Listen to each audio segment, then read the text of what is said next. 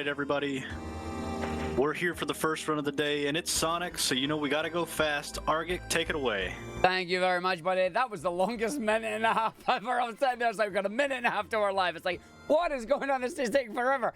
But I am happy to be here. Thank you very much for having us. Everybody, I am here to show you a really cool speedrun of Sonic Robo Blast 2. This is a phenomenal fan game, arguably one of the best fan games ever created, in my opinion. So without further ado, we're going to start the run. Are you ready to go? Because here we go in 3, 2, 1, and the run begins. So we're going to play this game. You're going to see these stages. These stages are massive, but you're only going to see half of them because, well, we got to go fast. So we're going to be grabbing the Chaos Emeralds, and the Chaos Emeralds in this game are hidden in special stages that you access by grabbing these lovely little coins. You can see one in the distance there.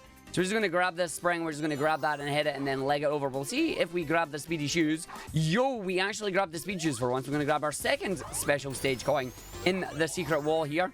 And when you use the power of our speedy shoes just to make sure we get over, up, and through, and then leg it towards the end of the stage now. I'm going to use the platforms that we have available here. Try and get up there. Nah, we have the spring, that's fine. So we're going to run our way towards the end now, and the stage finished in 40 seconds, but we are going to go right into our special stages. And if you know the game, let me know what game you think this is, because I love these special stages, and they are phenomenal.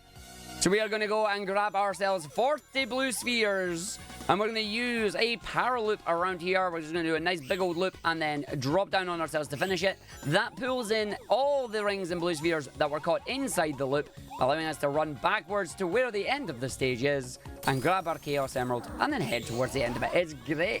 We love it. And there we go. That is that. That is special stage number 1. Don't ask me how we can turn into Supersonic while we're collecting the Chaos Emeralds. I don't know. But because we got 2 tokens, we had to do 2 special stages. So now you get a preview into what the actual stages are going to look like. So this is the Toxic Plateau, special stage 2, based, of course, in stage 2 of the video game. So we're just going to grab these. As these special stages go along, we will require more and more blue spheres, and the stages will get a little bit more convoluted, but the premise is the same. Grab as many of them as you can, taking the quickest possible route, and grabbing as many via power loop as you can. So we're just going to grab these just for safety. Somehow that didn't count as a power loop, which is interesting. We have 58. There's my 60. I didn't even need to grab the others at the other end. There we go. That is our emerald grabbed. This one is halfway through, so we're going to hit our booster, run our way up towards Orange Pipe, down towards the bottom, and then away we go.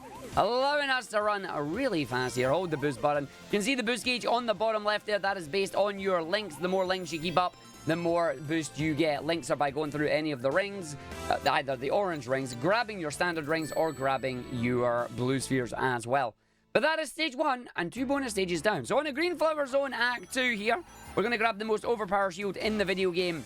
It is the Whirlwind Shield here. So we're going to grab this shield. This gives us a pseudo little double jump that we can use to our advantage just to stay in midair and a lot faster than we normally would be. So we're just going to wait, we're going to land, going to jump on this, going to use the Whirlwind Shield to grab that, even though we don't need to. Up to the top and then use the Whirlwind Shield to stop the ascent on the red spring there, because that red spring has a lot of oomph, and we love the oomph on this game. So we're going to run our way around the side, getting towards the end here. Let's see what happens. We're going to get a good roll. We did not get a good roll. That's fine. So we'll just land on this for safety and then go up into our little secret passageway here. Again, using the Whirlwind Shield, we can skip a lot of the platforming on this segment. I'm going to go under the bridge to grab our ticket token. And then once again, the double jump coming up. Get enough speed on here. Jump up. Use the extra height. Away we go. Going to hopefully finish the stage around 51 seconds-ish. Up the top there. There's the 51. Beautiful. So another 2 tokens means another 2 special stages. We're going to go down into the deep blue sea for the next one as we jump into Flooded Cove. Flooded Cove here requires us to get 80 spheres. So we did have 40, then 60. Now we have 80. And this one is going to have a lot of power looping action in it, because the power loop allows us to grab things that are in the background. Specifically, we got a lot in this area over here. So we have these big set in the background there. You also have walls blocking you from getting the ones in the foreground. But a big power loop, if you're going fast enough, is all you need to win. I'm going to see now if we can hopefully not bonk myself on any of the platforms, which we didn't. We also missed the area, though. That's good. So we need to hit that capsule. That capsule is kind of important. We are, of course, now going to go up to the top, down to the bottom, up to the top, down to the bottom, up to the top, down to the bottom, and make sure we don't hit any of the walls to slow ourselves down. Coming through here, we go up, through, up, through, up, through. Just take the diagonal, away you go. Don't need to go in the water this next section. If you can just stay above it there, that's nice. Going to do a little spin around. The game automatically lets that happen. And then to the end of the stage, as he misses it, there he goes. Normally you dive straight onto the end there, but we decided to go a wee bit past it. From the deep blue sea to the, well, my favourite one. So you're going to have fun with this. Enjoy the tune. You get some bangers on it. And of course, we are once again going backwards. Cavern Fortress Zone here. We're going to see if I can grab as many of these as we can while still going fast. This is a good little segment there. I like that. We're going to grab them. I can leave those 3. I need to see if we can get round and get all of these. That's not bad. We missed 1. So I've missed 4 in total. I should still be fine. We do have a backup set if I need them. So we should be good. Nope, we don't need them all. That's nice. So we had 2 spare on that one. We're just going to about turn from where we came from, because it's faster than doing the stage forward or intentionally. And then we got to fall down the bottom, run our way towards the end, hit the boosters. The only downside about doing this stage this way is that unfortunately you do lose the ability to regain any of the boosts. So the boost is limited, but plenty of boost left there. And you see it just refilling once we complete a lap. Even though we didn't go... He gets to fire his lasers off at me again. When he starts smoking, he's in his desperation phase. He's going to then fire 3 lasers instead of 1. The goal is to make sure I don't get hit by any of them. And away we go. Oh dear. I went under on there. So we get that on the egg, and that's that boss now dead. So he's going to run away. Sub 20 is always good. 2 hits on that one's not grand, but believe it or not, those only cost me about 3 seconds. Now we go into Act 2. So this game is laid out like Sonic 1 for most of the stages. You get 2 stages, and then your 3rd stage has your boss. This is Techno Hill. Techno Hill 1 here has the lovely little smoke plumes that you see. Also has enemies with springs on their back. If you can land on them, you can get a nice boost up there, not having to use the smoke plume. We're going to use our speedy shoes here just to run ourselves across up on the top route of the stages, because just like other Sonic games, the top route is generally the best route. Want to try and keep a hold of the speed from our speed shoes. You can see the countdown on the lower right of the screen there, telling you just how much time I have left. The good news is we have more than enough to get our roll all the way over, meaning we don't have to worry about any of the gloop. So we'll explain the gloop when we use it in Act 2. As we're coming up towards the end of the stage here, this is one of 3 paths in this stage. We're only going to get 1 special stage token. The other special stage token is hiding in another route, and we don't want to go and grab that one because that is not good for us. So we're going to go down here, grab our token, bounce ourselves back up, and then away towards the end of the stage. We're going to ride on the ceiling on the way down here. Hopefully get a nice little boost of speed there. Did not get our thok, but that is fine. So the little dash that you do here, we call it the thok, the T-H-O-K, because of the sound it makes. You go thok, thok, thok, and away it goes. It does not homing attack. It is not a homing attack on that one. But into Dusty Wasteland, into the desert. You'll see more of this stage later on as my favourite colour of spheres here. We got the purple spheres. I was going to call them blue spheres, but they're not. They're purple. I do love this one. Unofficial, though, because they are actually blue spheres. It's just because the shadows are playing, it makes them purple. But we're going to make sure we follow our way around this area. We're going to see what cycle we get on this platform. I'm going to have to brake. I did miss 2, so I'm actually going to grab one of them back. Because trying to do big turns on here is not great. We'll just get all of them on the waves, up and down and up and down. Everywhere we go, this will be fine. Up and down and up. And now we got 81, but keep an eye out on that. It only needed 80, yet it stole all of them. For some reason, that particular capsule there likes to steal 1 extra orb from you. Doesn't matter, doesn't do anything in the grand scheme of things. I think it still works with 80. I've never actually tried. But we're going to go up, we're going to go through. I hit the cactus, so I lose 5 seconds of time in the crystal dome, but that is okay. Down the south side here and round down into our stage. So that is 5 emeralds down. We have 2 more to go. We're going to grab our next Chaos Emerald not in the next stage, actually. We used to have one in Techno Hill 2 here, but we have removed it. Instead, we're going to play it with our purple gloop. Instead, we're going to jump up the very top there. Barely make it under on that one. So the way this purple gloop works is it is based on your momentum. The higher you are and the faster you are going, the further you will fall down. We do not want to fall down in the gloop because the gloop is slow. We're going to use our speedy shoes here to get a little bit of a shortcut around here. We're going to jump all the way up. That means we do not have to go around the square to get over there. I'm going to grab the bounce off this enemy. Do not kill it. We want the spring on its back, not its head. And away we go towards our laser turrets. We've got the laser turrets here. You'll hear them charging up. You might even hear them fire. But you will not actually get to see any of them because we go way too fast for that. We now have a set of walls on our way around this area. We've got a number of mines. Don't want to get hit by those mines because they are not good at all. So we just get to run our way through on this area, round and down. Don't hit the gloop. We're going to go over here. Do not hit that. That's fine. Going to come round on the other side. Going to jump down and grab a secret shield. that is hiding its way through here, because we are going to use this shield's double jump properly to help us get past these pistons. So we're going to land on the piston going down. When it pushes us up, a little bit of momentum gives us just enough height with the double jump there to skip this entire sequence. We are supposed to go around, hit the button to activate the gloop, increase the gloop, and then get round. We don't need to do any of that. We're not going to wait for our platform cycles come up the stage here. Probably going to be finishing around the 123 mark if I can get up there, which we did. So that should be a 123 nicely as we go into our boss. Now, we were supposed to get a Chaos Emerald in there, but it is down in the gloop, and we have found faster ones, so we are not going to do that. Instead, we're going to paint with Eggman. So Eggman's in his lovely little paintmobile here. He will do semi-circles, and we're going to hit him, making sure we get each time. He will get progressively faster. We want to make sure we don't miss him. When he goes into his desperation, he'll start pogoing around on his pogo stick. We go and get the extra hits on him, and that is that. Boss done. Nice and easy. 16 seconds. Good old win. And as we now be a good time for a couple donations. Now we go for it. Yes. All right. We have 2 donations. One is from Cypress Kane for $5, who says, I had a pet hedgehog named Nick once, but he went missing, which made me sad. One day, while I was coming back from the shops, thought I saw Nick. Really hope there's a good ending to that story. Maybe we'll get another donation for that. And the second one from Tempest Mask 1000 for $7.77, who says the servers are the 7 chaos. Chaos is power. Power enriched by the heart. And controller is the one that unifies the chaos. 7 emeralds to rule the run and rock Eggman's rock. What else can I say except gotta go fast. Best of luck, Arg. Always pleasure seeing you blasting away in blue. Yeah, thank you, Tempest, and thank you. You might get to hear the rest of that story. The question is, which variation will we get? So that'll be interesting. But yeah, we are running through the deep sea zone here. We didn't get the little item bounce box at the start there, unfortunately. You'll get to see that later on, so we'll explain it when it happens. But still, getting around the minute here on the stage is not terrible, considering we missed the little skip there. But there we go, and that stage is complete. As we're going to jump into Deep Sea 2, and that is where we're going to get our second last Chaos Emerald, using a lovely little spring bounce that can be a pain in the butt, but hopefully things will go well.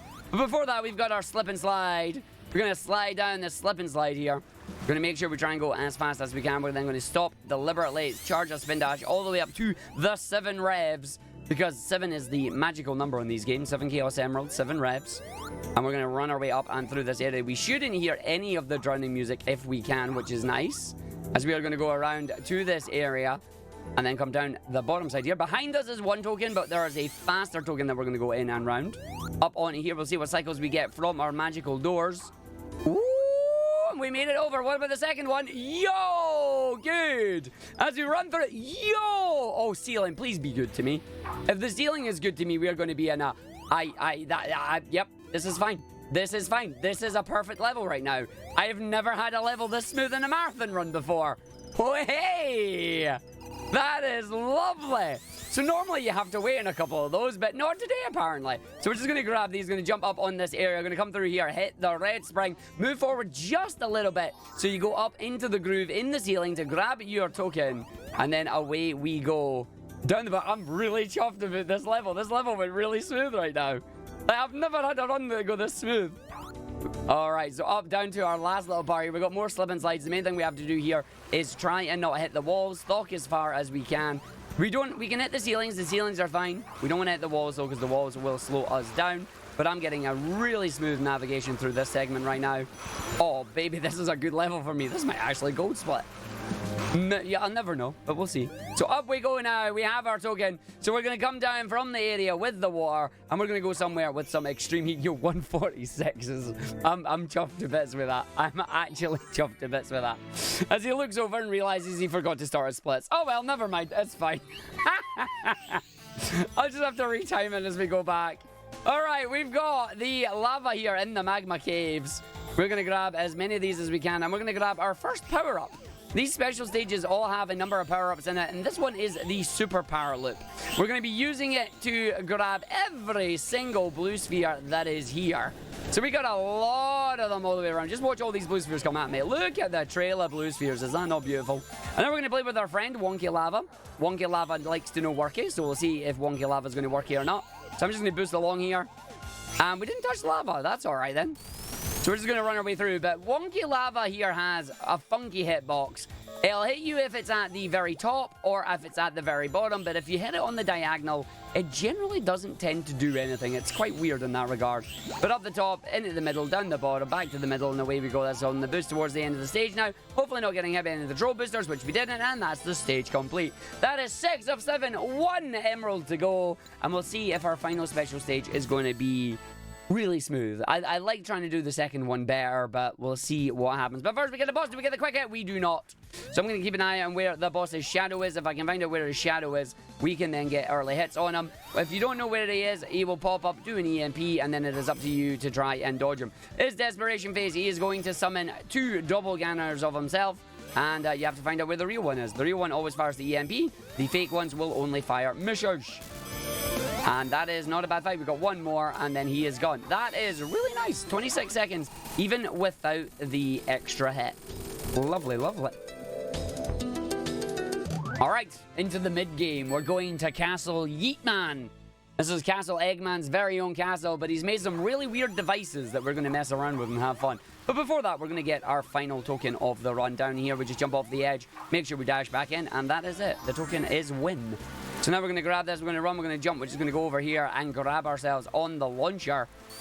Combine the launcher with the Thok that you have, and you gain yourself a massive amount of speed, a massive amount of height, and we just skipped this entire area, so that's fine. Going to get bodied by though, because the cycle was off, but that's fine, because there's some rings on the bottom here that I don't have to worry about. And now we're going to do the item box bounce. So we're going to combine this. Don't worry, I will still item box bounce. There you go. So next, just walking in the air, casual swag strats right there. Good old animation glitch that happens sometimes. As long as I don't get bodied by these spikes, we are good. And then we get another launch up towards the end, and we are almost towards the end of the stage now. This one literally just gets skipped by Yeeting, hence why Castle Yeetman. But if we've got any fans of Lordran in the chat here watching the marathon, you may know that it is time to rest easy. But we don't have time to rest there, not at that bonfire, as we've got Castle Eggman and the bridge escape coming up next. So we're going to run our way through is what we do. Get that checkpoint, and now we're going to set ourselves up for a spin. So the walls are going to fall before the gate does. We'll see if I can get myself right over and through. There we go. Saves a second, can run a death if you don't get it. Dodge the enemy bumpers, dodge the enemy springs, dodge the enemy spikes, and then we get the win. Lovely stage there.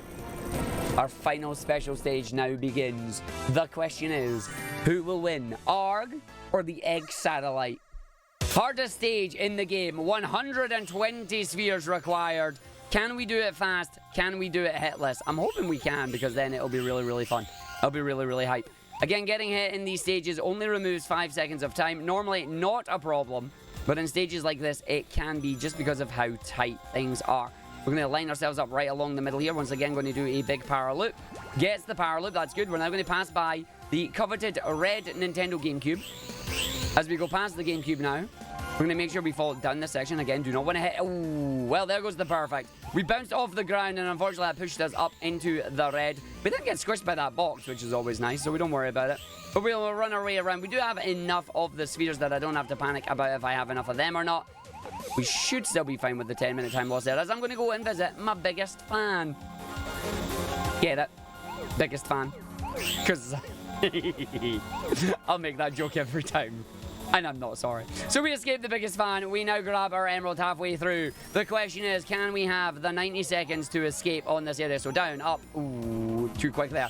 So down, up, down, up, down on this area. It's not as smooth as the other levels we've done. Coming around the bottom, we make sure we don't get hit by those. They'll send us backwards. We come down the giant red walls here. All we need to do is get to the end. That's a nice continue. Don't get bodied by them or get bodied by them. That's fine. Around the PlayStation square buttons. We're going to wait, because I knew I was going to do it. Through 1 square button, through 2 square button. Do we get the nice smooth line at the end here? Yes, we do. So 3 hits in total, but plenty of time at the end there, and that is it done. Nope, no new record this time. But that is fine. And we've got them all. So now if we jump and if we have no shield and press our spin, we can transform into Super Sonk. And we're going to take full advantage of that right now. Castle Eggman Act 2, the inside of the castle. We know where 50 rings are between now and the first obstacle. We're going to run right through, make sure we don't get bodied by any of these, get our platform cycle round here, and then grab these. We need to be on about 30 odd round here. We are fine. As we come on this area, 35 is perfect. as we grab our set of 10 here and our final 5 there, and now we get to be Supersonic. So Supersonic in this game has the ability of increased jump height, invincibility, and he can fly. Or is it falling with style? We're not really sure. As long as you have momentum, he will not lose any height, but as the moment you lose that, he will start to fall down. But now we're going to use the speed that we gain from running our way through these areas. All the way around we go. Going to skip all this off this enemy, do the jump on the slide, all the way up and around. Going to hit the springs here, run around here. We're going to go into the Minecraft library now. Let's see if we can get a big old jump off these, see if the game's going to be nice. And it was full height off the ramp there, allowing us to get up the top. Of course, that's not a ramp that's meant to damage you, but Supersonic is invincible. Run our way through, looking good there. Run the inside of them so we don't take damage. Run our way through here, going to grab on the springs up to the top. Let's see if we get the big jump here. Is it enough? Yes, it is. This stage is quite smooth for me right now. Into the final part of the library, we're going to launch ourselves back up to the top on here. Going to land up onto this area. And then we're going to get onto here. Oh, the enemy's looking at me. Hello. So we want to land on that. Do the thok jump up, straight through, up and in. And up we go. Sub 130. Nicely done. Now we come to a memory boss. So the last boss was an RNG pattern. Guess where he is? This one is entirely seeded. He'll do the same pattern every time. He'll go red into blue, then he'll go red into yellow, blue into yellow, red, blue, yellow, etc., etc., all the way through, all the way in. This is what we want to do as we run our way through. So we're going to jump, and get him. There you go. Dunk him in the schnoz, and then you win. Make sure we follow it in. That'll hit that. We jump back over, and away we go. Again, trying to make sure we don't get hit by the boss while we still hit the boss as quickly as we can. This one should be the red, blue. And then we get the yellow, blue. And then that should be it. So it should be yellow next. Or is it going to be red first? Nope, it's red, yellow, blue. Or red, blue, yellow? Red, blue, yellow. You know, I said it's something I'm supposed to remember, but my memory just ain't what it used to be. We should now go into the desperation phase. The boss is going to pop up. We're going to go and visit the lovely little fingers here. They all have foam fingers. They'll make the Smash Bros. Home run bat noise if you get hit by it. You don't want to get hit by it. We want to deck him in the schnoz. And then away we go using the funky camera here. Oh boy. That's fine. I will grab a ring for safety. We're going to fall down. And then he's going to be spinning right in front of me so I can just grab him, which is nice. So 103, not as smooth as we normally do, but that is fine as we now come into the added canyon stage. Blink and you will miss this one. Super speed. We will get 50 rings within the first 20 odd seconds. We're going to go our account behind the boxes here. We have 10 ring boxes. We have 5 rings on this. We use the thok to build up some speed. We slow down on here. We get the other 10 ring box. We land on this. We then do a jump into a thok to land on the other ring box. Use the bounce off the box to go into the platform without falling down. Grab our final 10 rings, and that is Supersonic obtained. We're now going to use the rest of Supersonic to make this stage trivial. It's a canyon. There's loads of platforming. We're going to fly over every part of it. Using this makeshift ramp, we then just run, jump all the way through, go to the tornado. It's what we do, and that is literally the entire level now skipped. So we're going to go through now towards our final couple of jumps here. Round the outside, we get the checkpoint for safety. Follow our way around, do the thok, do the jump, in we go. Round this area, up we go, onto the middle section, and job done. That's the level complete.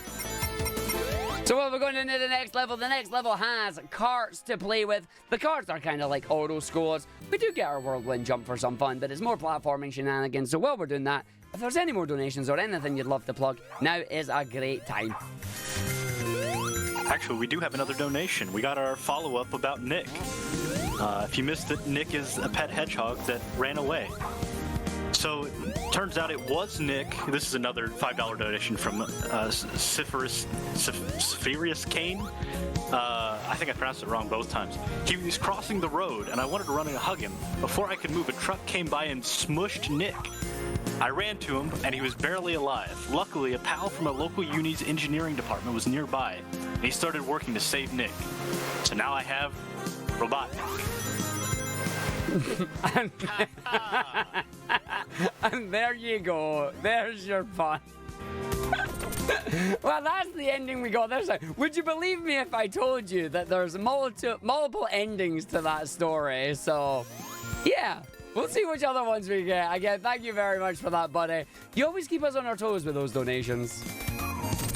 Oh, but yes, we are on our little auto-scrolling section here. We do have these carts. These carts cannot be ended early. If you end the carts at any place other than the part where they're supposed to terminate, then you will lose a life and you will die, which is not grand. Also, missing that, also not grand, but it's fine, because we don't need the double jump anymore. We are going to try and do a little skip here. We'll see if the game is going to give it to me or if it's going to be a pain in my bum. We're meant to go all the way around this minecart here, but what I'm going to do is I'm going to skip that, and we are going to go back the way we came, but we're going to jump off early, and using the power of Doom mode, we're going to see if I can time a jump here. Let's see if we can grab the jump on this section there, and it's looking good. Gets the skip, and there we go.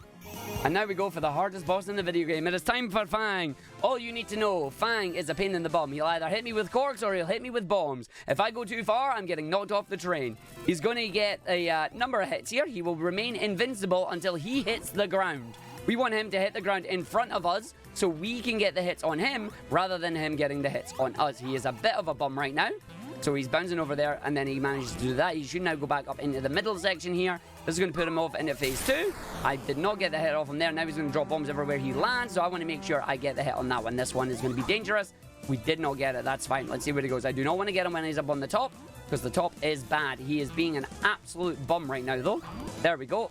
One more hit there. Is he going down the bottom? He is. We get the hit. Oh, we just landed on the edge of the train there. He's off to Hot Cocoa. Goodbye, Fang. I will take a 39. We almost died. Oh, we almost died. That was almost bad, but we got away with it. All right, Red Volcano time. This is a level still in development. It is the only stage in the game that currently has one stage to its name and no bosses, but we still get to have fun with it. We're going to grab 50 rings as quickly as we can, as we've done before. We're going to jump on to the item box. This allows me to get back up onto the cheese bridges so I can have my cheese and eat it too, as we want to use this to go through the stages without having to go through any of the fire caverns, grabbing as many rings on the way as we can, because we have these little balls that we're supposed to use, but using the balls is slow, so we're just going to jump, transform into supersonic, and use our invincibility to skip the entire gimmick of these stages as we run our way around through the area now. This is all supposed to be platforming or using the lovely 3D balls from Blue Spheres, but we ain't using any of them on this. Another ball section coming up here. We're going to do a big old jump and hope that we got enough height there. It's looking good, actually. Off the springs, around and in. And now we get to play with the lava falls. We got the giant cheese walls going to be coming up soon. Got to be very careful about the cheese walls, because the cheese walls can crush you. So cheese walls are activated. That's fine. We come around the outside, looking good. We're not going to get caught by the aversion birds. And then, unfortunately, we don't get to see more Monkey Lava no working, because we don't get to touch it, but we do get to run under it, and away we go. This is going to be a nice sub 120 on this one. Into the rocket, all the way up to the egg rock. 118 on the nose. Woo! As we are now down to our last couple of stages here. We got Egg Rock 1 starting off with it. We're going to go the left route. Don't go the right route. Save yourself the trauma. As we're going to go through on this area. Big old jump up and in. We did not get a big jump off that one. We want to try and get a high enough jump that allows us to get on the elevators at each side. But sometimes it just don't work. So now we're going to run our way through here. Trying not to get bodied by the lasers. But that is fine. So up we go now. And the camera's going to flip upside down, but I have an option toggled on that will flip our camera along with it. Baby jumps here so we don't reflip the camera. Allows us to skip that entire puzzle section. We're now going to go over to the lava area that's going to take us to low gravity after a set of crushers. So we're going to grab the damage up here. Let's see if we get it. We got bodied by the snail. The snail has a laser on its back. So, you know, Dr. Evil had sharks with lasers on their heads. Dr. Eggman has snails with lasers on their backs. So, you know. Through the crushers with our speed shoes, grab our checkpoint into low gravity, because it is one small step for us, one giant leap for hedgehog kind. As we run halfway through on this one, and then I'm just going to slow myself down here just to be really safe. We could have got all the way over there, but I didn't trust myself. As we're now going to go through, and I have one question for you all, chat. What's heavier? A kilogram of steel or a kilogram of feathers? And I ask this because this steel isn't moving. It's no attached to none, but it's also no moving. So what's heavier? As we run our way through, that's the end of that stage. In Egg Rock 2, where hopefully we get to play the entire stage with Supersonic, and you get to hear the phenomenal guitar riffs on the stage. But we'll see just how well the stage is going to go for us. So we're going to grab our rings, our lovely shiny things, flipping ourselves upside down. We're going to grab our 10 ring box at the corner here, and we should have our last set. I do love this. Gangnam Style. Shut up, Arg. Stop thinking about the Gangnam Style version of this song. Someone's merged this song with Gangnam Style and it works. You got 3 guesses who it was. You probably already know. So we're going to run our way through, grab our rings here. Away we go. This is going to allow us to then transform. We're going to play with the Tetris blocks here. should get under the Tetris block, no problem. We're just going to try and see what cycle we're getting on our elevator. It was a good one on that one. So we're going to go through now, up to the top, run the other section. Will we make it? We're going to go out into space. Even Supersonic in this game is not immune to the lack of oxygen. So we need to go real fast here, but not too fast, otherwise you go careening right into those grey walls, and you don't want to do that. Up into our tunnel, gives us our airbag, opens up the door that we need to go through, because that door was right behind us, but it does not open unless you go in that segment. We're now going to use the power of Supersonic's invincibility and flight to make light work of the laser room. Run our way around the corner, go into the square. I did not get in the square. One day, I will be able to put Sonic in the square hole, but today is not that day. So we're going to go around now. Up into our elevator shaft. We need to turn on the power as we want to jump up here and just do the jump over 1. We're going to go through, jump over 2. Make sure we have the speed. That was lucky. We bumped off the wall there. You can see Sonic just about to start slowing down. I'll actually show that off in one of the elevators here. See, if you just try and float with Supersonic and you've not got any forward momentum, you just don't float. It just doesn't activate. But if you slow it down, but keep tapping forward, you can slowly, like, stop yourself from going. It's really cool. All right, we got 14 rings left. I have just enough as we go past the Mega Man block. You thought we were done with Mega Man. No, we're not. Robo Blast 2 taking a little bit of inspiration here with the guitars coming in as we go to the Yoku block section. So I'm just going to grab some of these. Here's our lovely ever Yoku blocks. They are disappearing 2 at a time only. 2 by 2, they come through now. As we go into the doorway here, I do want to hit this. We might not have enough rings to get towards the end of the stage, but we'll certainly get it past the last obstacle. As we go towards the elevator, that is it. This stage is done. 4, 3, 2, 1. Goodbye, Supersonic. But we're literally at the end of the stage, so it doesn't matter. As we now head to our final 3 stages in the video game, we are now going to race through the black core here. I say 3 stages. There are only 2 stages in this one. Eat my dust mail. Eat my dust mail, Sonic. As we run our way through, we're going to get 50 rings as quickly as we can because we're going to make light work of this. We have sets of 5 rings every time. Ooh, that's a bad start. It's fine. We should be okay, though, if I grab the rest of these. He's going to go there. I'm going to make sure I actually grab as many of these rings as I can. He's going to be following me. Thankfully, he doesn't actually have the ability to, like, interact with us, which is nice. So I might be a couple of rings short as we come through here. You can hear him just careening through all those spikes, breaking them down. But losing those 10 at the start is not grand. I'm going to have 1 ring missing. Thank you very much, video game. I appreciate that. Not.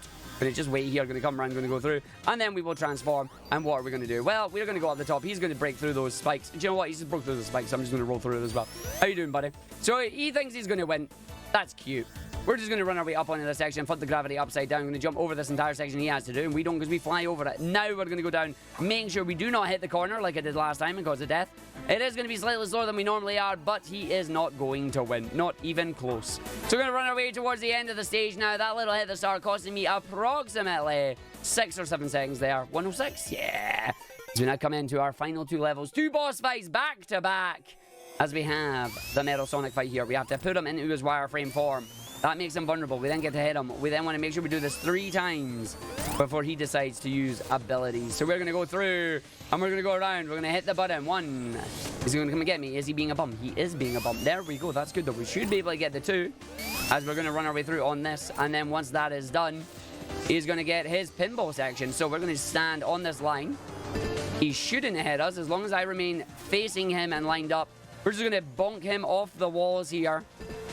And you can hear the donks from him. After the 3 bonks, we can go hit him once. He's then going to get progressively faster and faster. So we're going to go down. 1, 2, 3, 4. Line him up. 1, 2, 3, 4.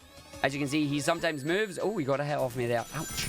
Going to get the hit there. That should be fine. Make sure we get him on that. Keep him at the angle. Grab 1 more set of range. Try and stay straight ahead. Super speed. Jump. You can see this allows me to have just a little bit more control over this fight. He's not trying to run around, as this fight can get a little bit hairy if you let him do whatever he wants. But we are good to go. That is the end of that fight. And goodbye, Metal Sonic. Should be a 114. Yo, 114 on the nose. That's 2 levels I've got, like, exactly on the nose. I'm really happy with this. This is a good run. All right, let's see what level we are going to. We're going to do this section. All right. Final boss incoming. If you have played or watched the Sonic OVA, you will understand it. And this is where Eggman would put his emeralds. If he had any. Nah, we got the emeralds this time. We're the one that's going to win. It is time to fight Brack. Let's see if he is going to be good or if he's going to be a pain in the butt. So we're going to go down to the red area here. He currently has a shield. He has a number of attacks he will do. He has a flamethrower. He will fire mines. And once we get him into his desperation phase, he'll also start doing things like belly bombs and laser attacks. Owie. Mines are bad. Don't do that. Come on, you get in the green gloop. There you go. Now we can hit the boss. Anytime he does an attack, we want him to do the mines on that one, but he's being a bit of a bum. There you go, there's the mines. The reason we want the mines is because it leaves behind the smaller amount of fire capability to the flamethrower, because who would have thunk the flamethrower leaves a lot of flame behind. So this is not the greatest start we've had in this boss fight, but whatever. Oh my god, this is really bad. So the rings will bounce further and further away. I might be able to sneak one more hit in there. Just got it, that's fine. Gonna hide behind this. We'll see which pillar of light activates again. We are getting all the way back over that side. He's now doing the belly bomb. He is going to try and get me with that. There's low gravity in there. I have no rings left now. I have to play this very carefully. So I'm going to play this final 3 hits. Lovely boss game. Oh, I'm almost over the edge there. Says he's going to play it carefully. Immediately whiffs it. This is fine. One more hit to go, Arg. Do not whiff it. Do not whiff it. Do not whiff it. Do not whiff it. There we go. A little bit slower than we would like, but that is alright. We're still alive. Better losing 5 or 6 seconds than losing a full minute 19 on the button. And time is coming up. Once the end of this comes through, it's only like 5-second time. Here we go. And time. And there we go. Sonic Robo Blast 2. Sonic all emeralds complete there. A final boss giving me a little bit of a scare there. Putting fire over my rings, but we are complete, and that is a good time there. 32:24 IGT. What is my real time if you have it? It looks like the stream got 35:44, so give or take a few seconds on that. Nice. That is not a bad run. Really good run. It's a really good run. I'm actually really proud of how well that went. Good stuff. Good stuff. I found out why my splits didn't start, because it didn't actually select Robo Blast 2. So that was cool. Let me quickly open up my splits and see. So what was the real time on that one again? About 35:44. That is not bad. How did I get a 30? Oh, no, that's IGT. Never mind. I think that was really close to my PB, basically, is the main thing. I think that was really close. But it's a good run nonetheless. I'm very happy with it. And I hope you are all too. Yeah, thank you so much, Argick, for putting that show on for us. It was a really great run, really great commentary, really great everything. Is there anybody you want to shout out or anything you want to shout out before we swap back over to intermission? I just want to say thank you to everybody who comes and watches the streams, who enjoys the Sonic speedruns, who's enjoying a Frozen Tales on the screen right now because I alt-tabbed. Big thank you to all the Sonic Robo Blast 2 devs and creators out there. This is a fan game that's been in development, is still in development. They constantly update this game. It's great. And it's free. If you want to play this game for yourself, and trust me, you've only seen the surface of it, go download it, srb2.org. Absolutely free game. It's a crime that it's free, but it is. And come and follow me, twitch.tv/Argick. And then, of course, finally, big shout outs to the Speed Dogs team for putting on this marathon and inviting me to be part of it. So, that is it for me. I will see you all later. See you all for the next one. Thank you so much, Argick.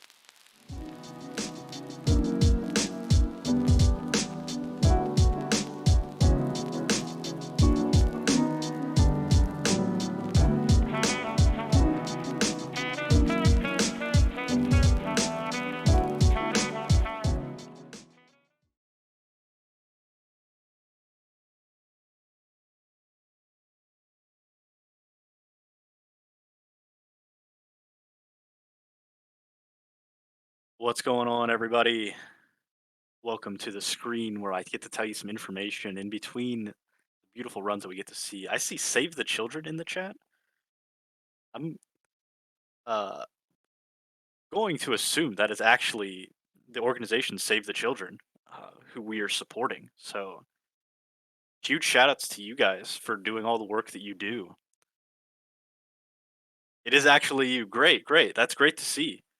I'm super happy to have you guys here and watching.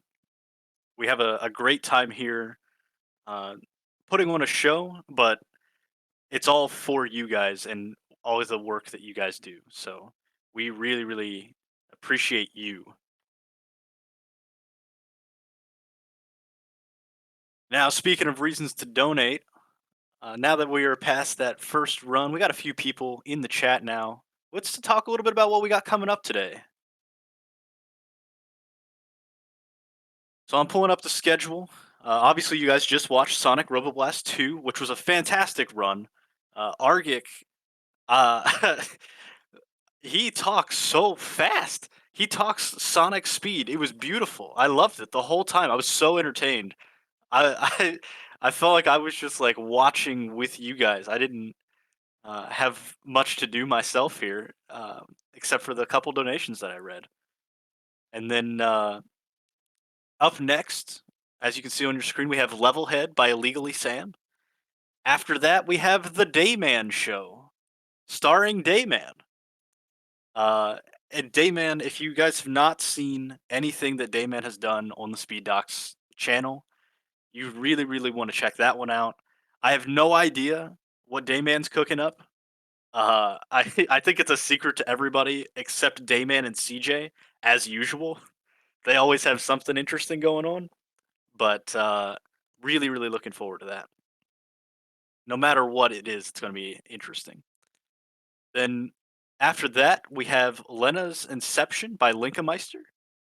Then Curse Crackers for Whom the Bell Tolls by Tempest Mask 1000, who is in the chat and just donated a minute ago. After that, we have Ty the Tasmanian Tiger by Kama Crimson. And if you guys haven't seen Kama do that game, you're in for a treat. That's a great one. Then around 6:15, we have Ravenlock by Song of Soil. If you guys missed Song of Soil's run at the last marathon he was at, the dude is a great commentator and a really like um, fun guy to just hang out with. So looking forward to that one. And then to round out the night, we have three very high impact games, starting with Mario 64, the classic speedrun game.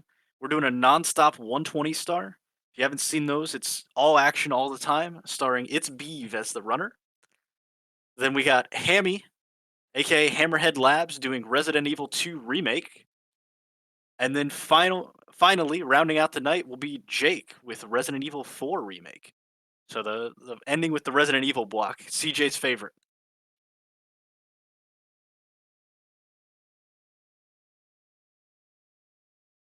And of course, some extra reason for you guys to donate. We have some targets and some polls going on. The main target right now is for that Song of Soil Ravenlock run to pet and dress the dog. We are currently at 52.77 out of $250 on that. Really looking forward to seeing that run, and hopefully we get to pet and dress the dog. So you guys should be donating towards that. And then in terms of polls, we have a few more polls.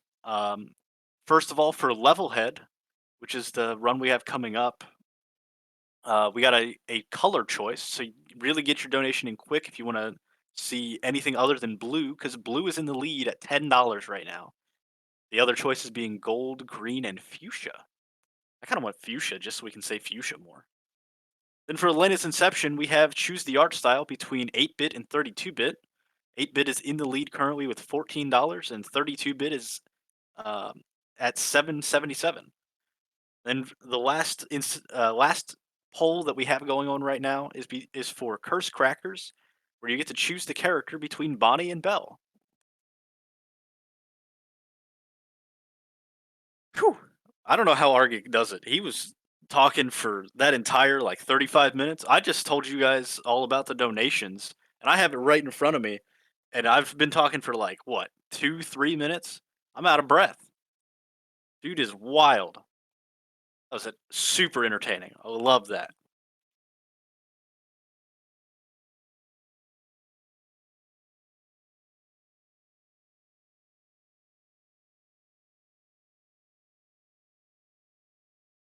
Well, chat, we are going to play a little bit of Sonic as the stream runners here, as we are already ready to dash into the next level because we got to go fast and get to these runs. So let's head into Levelhead.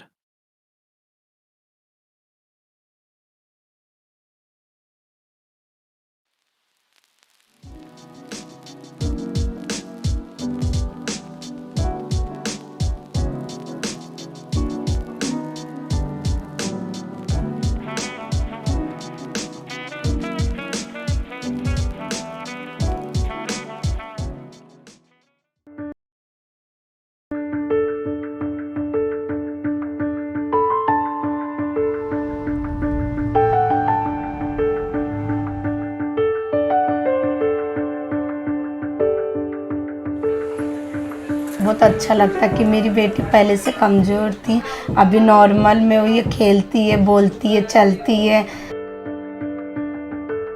وين تمرتا وين تمرق مرة بدو إخاجي داون. والعظم يعني الناس كامل يعني يقولوا لي مش تعيش البنت يوزنوا يعملوا كل شيء الحمد لله.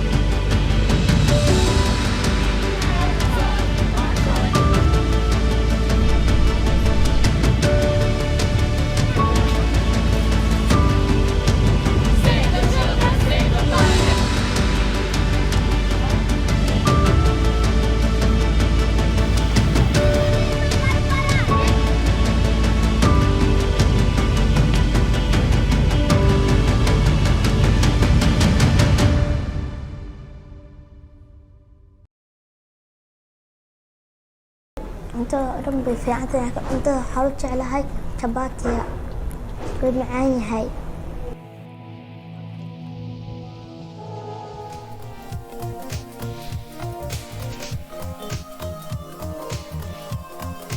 All right, everybody, we are here with Illegally Sam, who's going to be playing some Levelhead Any Percent for us.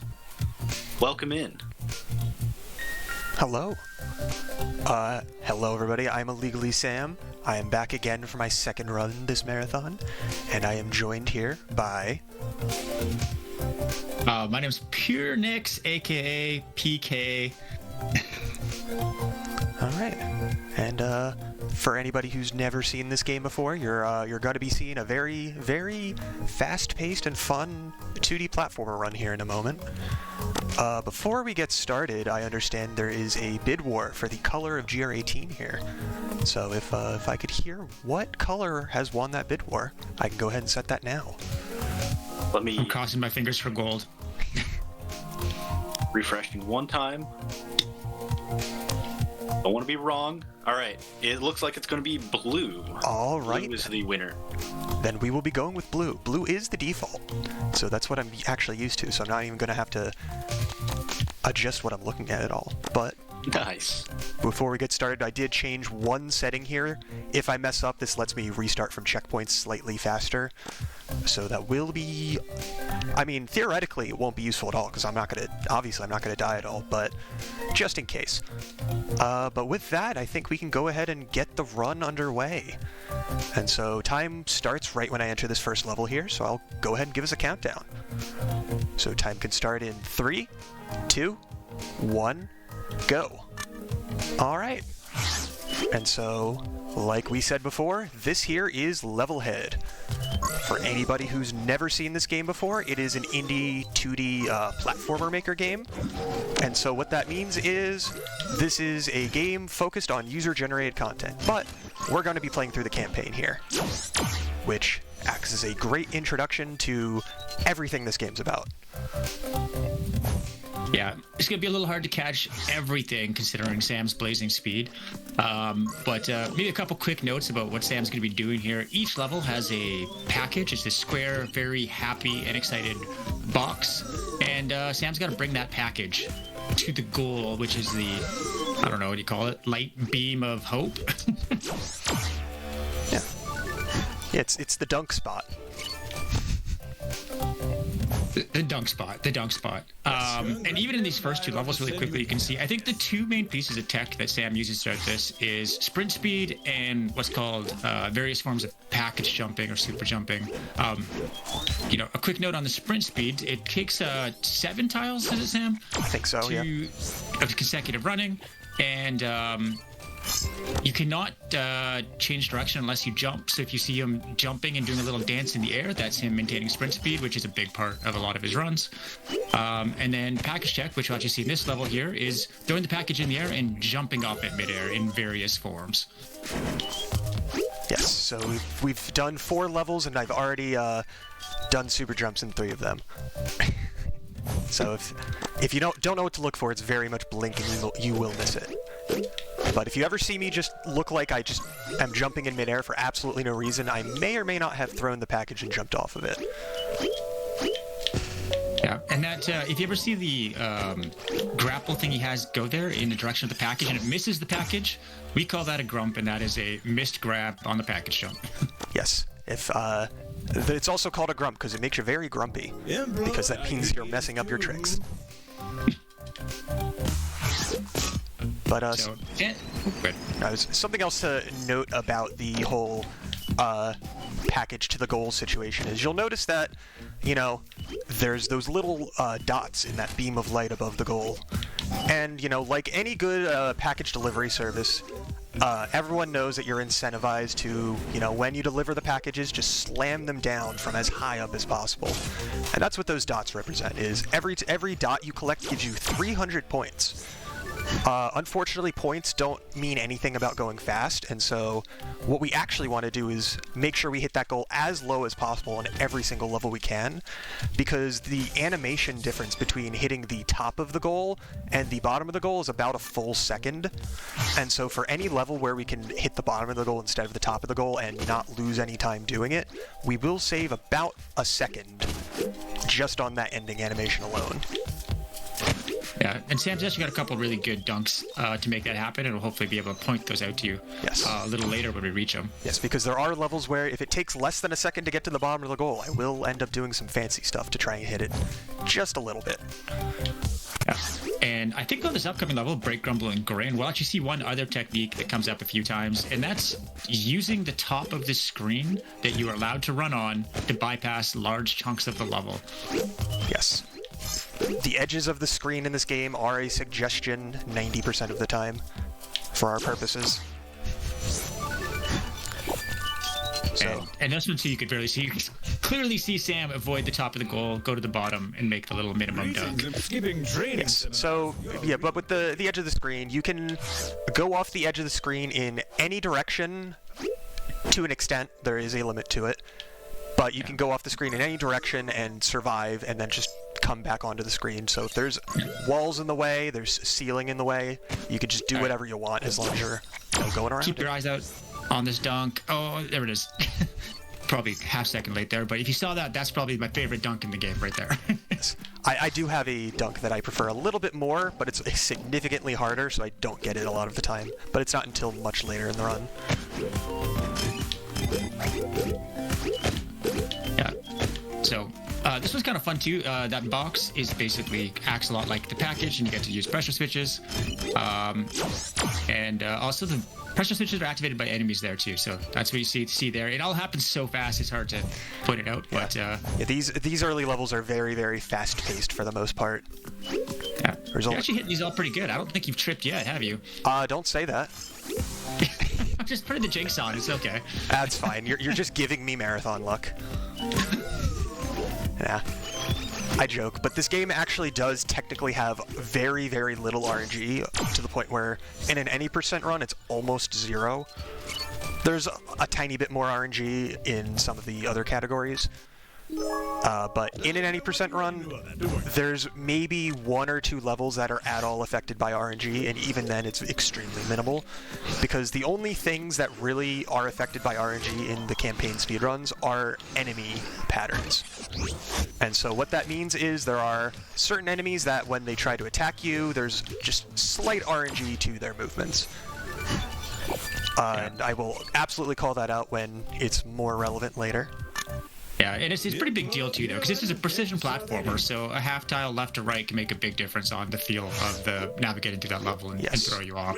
Yeah, and some, like I said, in other categories like 100%, where you're specifically trying to bounce off at an enemy at a specific point in order to go fast enough on that level.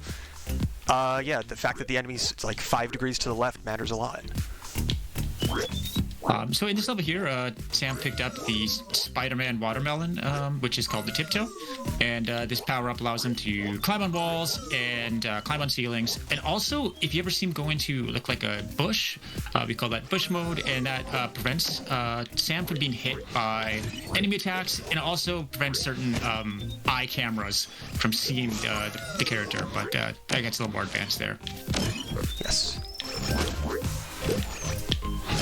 Yeah, bush mode is not used a lot, but it is required for a few levels. So you will 100% be seeing it.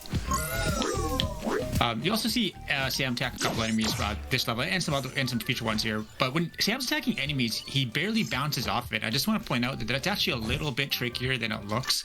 Normally, you bounce off an enemy fairly high. Instead, Sam's doing something called the jump cancel, where he's pressing the jump button, releasing it for as minimum jump as possible to get as many bounces on the enemy in a second as possible.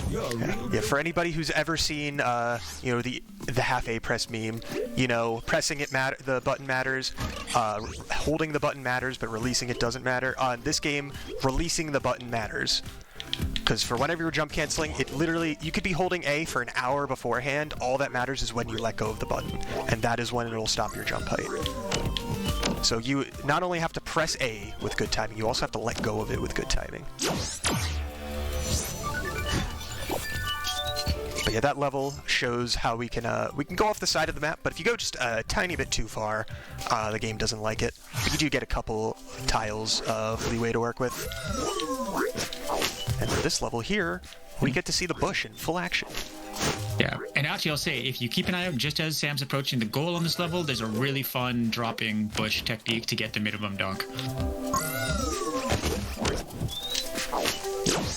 There's just a row of enemies and we can just ignore all of them. Yeah. I mean, you technically got about 600 points on that one, Sam. That wasn't mean enough, but... Oh no, trust me, I gotta be grinding that out later. I can't be messing up and losing 0.2 of a second like that. So this level's an interesting one. It's a bit more of a complicated one. I'd say it's kind of an exploration, almost Metroidvania style level. And I think Sam uses a couple tricks in this one to make some larger skips. Yes, so those little green dudes, those are called scrubs. And so in this game we have scrubs and oculas, and they're both kind of like the Koopa Troopas of this game, in that they just walk around and they drop shells when you defeat them. And so that little green scrub shell, we mentioned how, lots of things can push pressure switches, that includes those shells. And so what we're supposed to do is actually, go get a box to go, around, dodge a whole bunch of stuff, pick it up, put it on that switch. We could just grab that enemy, put it on the switch, and then it'd skip half the level. Yeah, convenient. Very, very useful shells. High utility. Yes. Yeah, and we also are able to do shell jumps with them. Unfortunately, they are only really useful in 2 levels in the 90% run, one of which was 10 minutes ago at this point, and the other is the final level, so hopefully you will be able to notice that when we get there. Yeah. And in this level here, Sam does use a little cool technique a couple times where he just throws a box down and discards it to gain an extra tile of height. That's the feature of this level. I don't want to call it really advanced tech, but it is a cool little one just to keep an eye on. But in true speedrunner fashion, we don't do that a lot because we can just get sprint. And that gives us the extra height we need most of the time anyway. All right, yeah, this you got level, better techniques. I will explain some fun stuff about this level in a moment. I need to make sure I don't mess it up. Yeah. Well, I can start with this one. So when platforms are moving and you jump off them, you get momentum. Oh, Sam, I saw you missed that big one there. That's fine. And that can really extend your jump because it adds the speed of the platform to your jump. So Sam tried to make a huge jump off screen there to a later section, but it looks like you were just short on the first attempt. But what I want to mention specifically about that level is what I'm doing. Yes, I'm getting the platform momentum, but just a tiny bit more in depth than that because I'm actually getting the platform momentum, and then I'm going and getting that momentum a second time, so I'm going twice as fast. Never mind, I'll just send you an email, man. Because a fun little quirk with moving platforms is when you walk off the edge of the platform, the game's forgiveness mechanics will be oh, you just walked off the edge of the platform. That means we're not on the platform anymore. You don't have that extra momentum again. Oh, but you just walked off the edge of the platform. You're able to jump still because coyote frames. And so if you coyote jump off of a platform that's moving, the game's like, oh, you just coyote jumped off of this platform. We'll give you that momentum back so you know, are moving fast again. So it'll take it away and then give it back real quick. But if you drop through the platform, you can still coyote jump, but because you dropped through it, the game doesn't quite know how to handle that, so it doesn't take away that initial momentum, but you're still able to coyote jump off of a moving platform, so it gives you that extra momentum. So by dropping through, you just get that momentum twice. And so by doing that, we can just go extra fast on any level that has moving platforms like that we are forced to stand on for a little bit. Also, I love it. Also, using that shell, we get to press that switch and then use the box to get an extra tile of height to go around that corner and get up to this area early. Because this level is supposed to be like a huge, like, dungeon, like a Zelda-type dungeon. You know, go around solving puzzles, bringing things between rooms. We're just going to be skipping most of it. Yeah, and actually pay attention to the end of this one too. You can see a red heart armor pack floating around GR18 right now. That's going to be used to make a little boost to get the very last jump off the fire. One of the interesting things about this game is every item is built around movement. So you can use even the armor packs, they don't just save you a hit, you can use them to gain distance if you need to. Yes.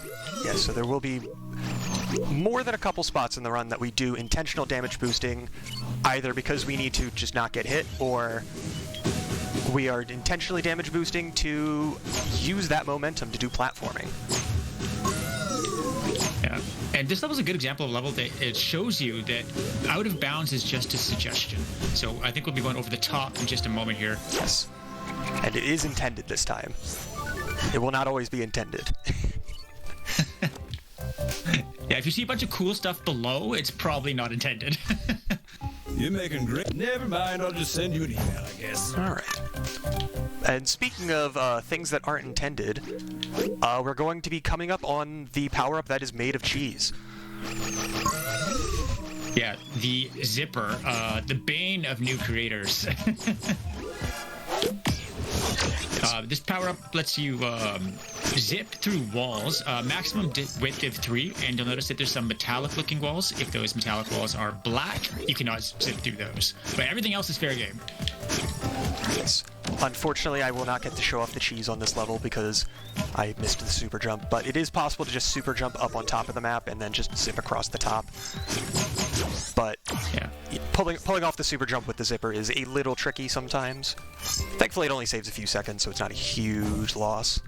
But it's cool to show off, so that's unfortunate. But the whole thing with zipper is, you know, you can zip through walls, and so if anybody ever making a level, ever, just forgets to make a wall thick enough or make it out of lead, you can just go through the wall, and the consequences of that vary. It usually means a very short clear time.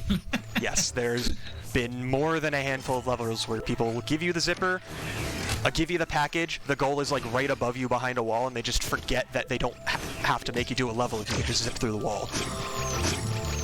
There's nothing that egregious in the campaign, but there's definitely a few zipper skips that you'll be seeing later. One other cool thing with the zipper too, you'll notice Sam's also just zipping while moving, because it provides a bit more speed as well. Well, I mean, it doesn't give you faster movement speed, but, you know, if you don't have to walk 2 tiles, it's faster than walking those 2 tiles. Exactly. This is an interesting little level where, you know, we're supposed to keep up with that platform there, but if we go... Ooh, just barely missed it. Went a little early there, but if we go just barely... like slightly too fast for that platform. There's just a secret platform that you can use to get through that section faster. That platform is not intended to ever be gotten. Like, if you play that level normally, it is impossible to reach that platform. The only way to get it is by getting sprint at the beginning there and maintaining that sprint through that second section. Otherwise, you will never be able to reach that platform. So the fact that it's there is just kind of funny. And the fact that we're able to use it is even funnier. Yeah, it's quite useful. Yeah, because that... Alright, so... Yeah. This is probably one of Sam's favorite levels here. Clock Switch Tower. It's a heavily cycle-based level, so any mess-up can really throw off Sam's flow. Yeah, everyone knows every speedrunner's favorite two things: cycles and auto-scrollers. And so, I do feel the need to clarify, this being my favorite level is sarcasm. Yes. Because this is a level where if you try to make a cycle and skip a checkpoint and then die, you just have to replay half the level now. And if you wait it out, it's just waiting, you know, an extra few seconds to get that checkpoint because you played it safe and now you gotta wait an extra cycle. Yeah, I gotta say, those last two levels were actually often more, what do you call it, trickier and more potentially explosive time loss kind of levels, and you got through them pretty good. They can be quite problematic sometimes. And here, I mentioned cycles, now we get an auto-scroller.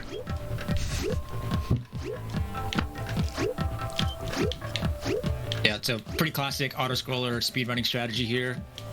Don't die. Keep near the front where you can. I think there's a camera transition you can make some use out of. Yes, there is a total of like 1 second you can save on this level by doing some fancy stuff that makes you get to a checkpoint halfway through the level slightly faster, and that checkpoint resets the camera.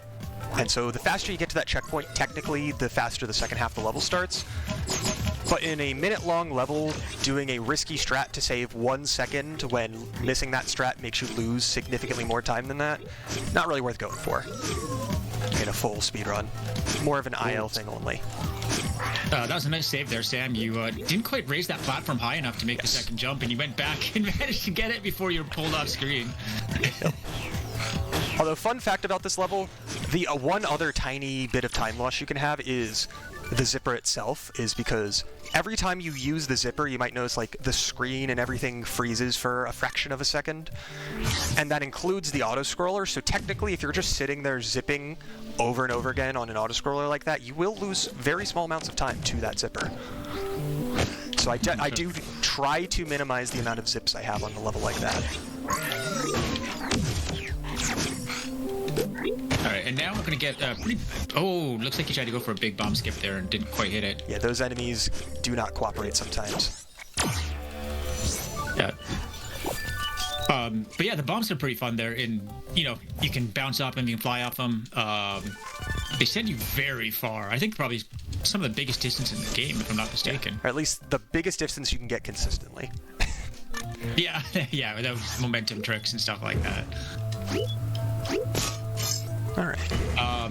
So this is another probably sometimes challenging level. The end sequence on this has a lot of things to keep an eye out for. So let's I'm going to be cheering you on here, Sam, to get through that last little bit cleanly.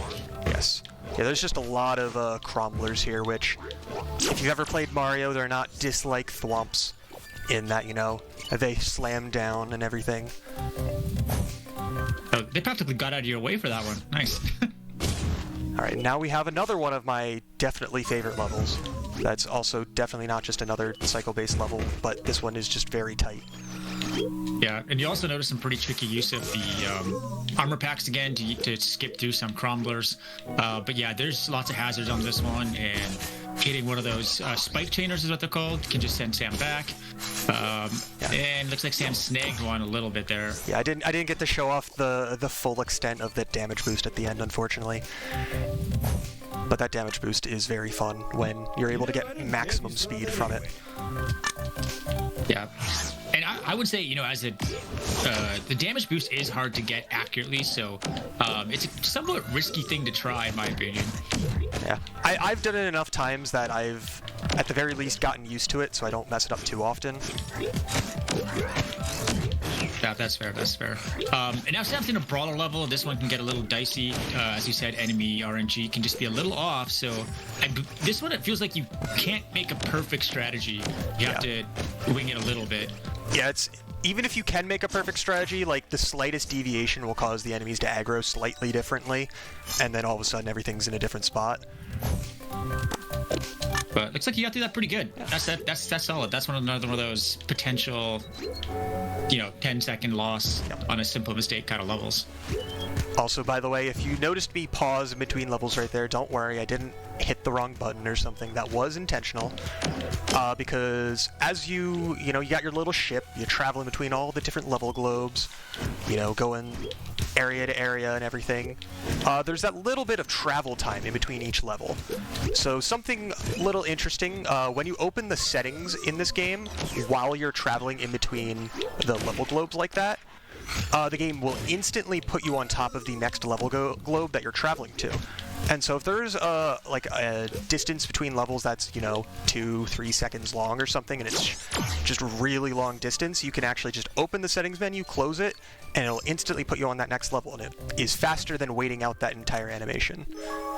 You know what? And so we do that a couple times during the run, saves maybe 4 seconds in total across all of them. So it's nothing too crazy, but I mean, if all you have to do is press pause to save 4 seconds, might as well do it. Yeah, I mean, that got you sub, let's just say 44, right? 40. I got a 42-minute time, so sub 43. Yeah, sub 43. There we go. Yes, because I did just improve the record in this game after not having a PB for like a year and a half on Friday night. Yeah, because this category can be brutal when you're trying to grind for a good time, but I was able to get a time of 42 minutes and 58 seconds the other night. That was pretty hype. So in this level here, the heist probably has one of my favorite strats. We're going to be using what's called a pop jaw medallion.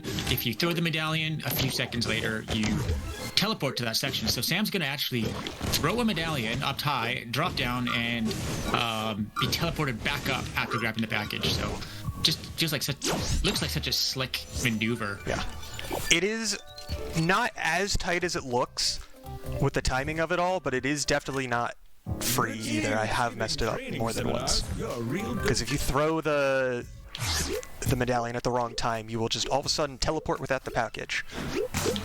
Because you did not get to grab it in time. Alright. Yeah, so this level's about crate throwing. I think we're gonna also see a big overhead skip here as well. Yeah, but first, we gotta actually give us the thing that lets us do the skip.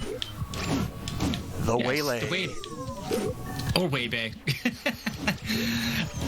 Yeah, the waylay allows Sam to punch. If you're on the ground, it punches straight. If you're up in the air, it punches diagonally. If you're running, it punches straight and really far. So it's a great movement item, despite the fact that it looks like it's really built for combat. Yes, if it might have been easy to miss because I was slightly off screen, but at the end of that level there, I did use sprint and the waylay to just absolutely zoom across the screen into the goal. But now we get to use it for its intended purpose, punching stuff. Why put on a glove if you don't get to punch, right? Yes. But this level actually has an interesting strat too.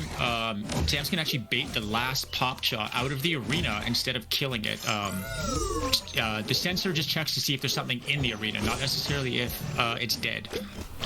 Oh, I accidentally got caught on that wall, so I got to do it again. Oh, you baited it out and back in, yeah. Yeah, I showed it off twice for the fans, in case anybody missed it the first time. Now, normally I'm away from him fast enough that he does not aggro on me a second time, but I hit a wall by accident. But yeah, when I mentioned RNG earlier, pop jaws are one of the 2 main enemy types that affect the run with RNG, and that level is one of them, because the height at which they pop after they teleport, so basically like the height at which they jump up, it is not the same every time. And so if you're trying to like hit them with things right after they teleport and they just go slightly higher than you're expecting, that's mildly problematic. Especially step one. Yeah, especially at the beginning of the that level where I try to hit like the small one while it's on top of the bigger pop jaw with like a projectile. It's like if the small one just decides to go a little too high, then I hit the big one and lose a little bit of time. Yeah, no, it's definitely very tight with that little bit of difference here. And this level here, we have a arcade-style ending of bumpers. Bumpers are a pretty challenging item to navigate. Sam made it look really easy. They bump you in one of 8 directions, but especially the smaller bumpers, the precision you need to get the direction you want can be pretty tight. Yeah, it's like platforming with bumpers is one of my least favorite things when it requires heavy precision like that. If you just have to bounce on top and it's like actually set up to account for that, it's not that bad, but you know, you just have to hope you hit the right direction on a level like that sometimes. But we mentioned earlier there's levels where you will be seeing Zipper absolutely destroy the level. We were supposed to collect a bunch of batteries to open a door. Who needs to open doors? We could just go around the outside. So naturally, in the level called Battery Gauntlet, we collect a total of 1 battery. Yeah, it just looks like you're running past all the things you need and not caring about them. But speaking of batteries, now we have every Levelhead speedrunner's favorite level. Definitely not being sarcastic. No, I've definitely seen this one bungle up quite a few runs, and lots of maneuvers that require, if you miss the opportunity, if you miss the window, there's no real time save to go back on it, and you're totally out of sync. Yeah, because as you can see, moving platforms means this whole level is cycle-based. Because if you're a newer player who's like just picking up the run for the first time and you haven't really like learned this level too well, it's really hard because it's, you know, a vertical level where you have to go up, collect things, go back down, collect things, and then go back up again a second time. And so at any point if you fall, you just have to, you know, make your way back up. But even once you know what you're doing, it's still not easy because those same mistakes will also mess you up just as much, but now you are also going for cycle-based strats that if you mess up slightly, you just have to adjust and go for something else. Yeah, make something up. Alright, and this level here, this is a long, like level's a bit on the longer side, just like, you know, 50 plus seconds long. You know, if you go through the whole thing. But you'll notice they give us zipper and armor. So we don't have to do the whole thing. Yeah, so Sam uses an armor boost, plus a little bit of other weirdness, and a zipper to get up top, and then probably the longest straight stretch that Sam does in the entire game. Yes, so those fire bars, or Bernie Whirlers as they're called in-game, they interact with armor in a way that no other item does, and thanks to that, we're able to get significantly more height off that damage boost than we're supposed to, and then we can just fly over the top of the level thanks to that. Yeah, because like I said, that level is normally over 50 seconds long. Before that strategy was discovered, the record for the IL for that level was, I think, like 52 seconds long or something like that.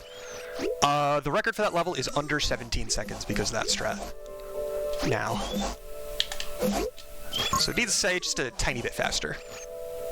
Yeah, wee bit faster. And I think on this level, we got a level called Flingo Swing here. And the Flingos, you grab them, and the closer you are, the less distance you travel with them. I believe Sam actually skips the entire left section of the level there off the bat. Just ignored it. Yes. But it is very important on many of these levels with these Flingos that you get certain distances off of the actual grabs. Yeah, because a little too high or a little too low, and your jump is quite different. It's actually pretty noticeable. It goes from, what, 2 tiles to about 6 or 7? Yeah, it's also very noticeable when you're trying to get momentum horizontally from them, because you just go way faster if you grab it from further. And also a fun little quirk, if you grab a Flingo while you're on the ground, it instantly gives you sprint. And so if that is ever relevant anywhere, I will be using that. You hate meetings too, hmm? Yeah, and on the upcoming level here, we're going to be introduced to the bane of my existence, the enemy called the Flip Whip. It's got a giant tongue. The tongue hurts. Yes. Yeah, like GR18, like most things, does not like being licked. It's just unlike most things, being licked is deadly here. And Sam will also be grabbing, gets Tiptoe, and then gets the Waylay power-up. And there's actually, pay attention to as Sam's on the platform near the end of this level, a very big, long-distance skip using the charge mechanics of the Waylay. Yep, because that gets platform momentum, sprint, and Waylay dash all in one. Because Waylay is one of the power-ups that is able to go the fastest in the game in any context.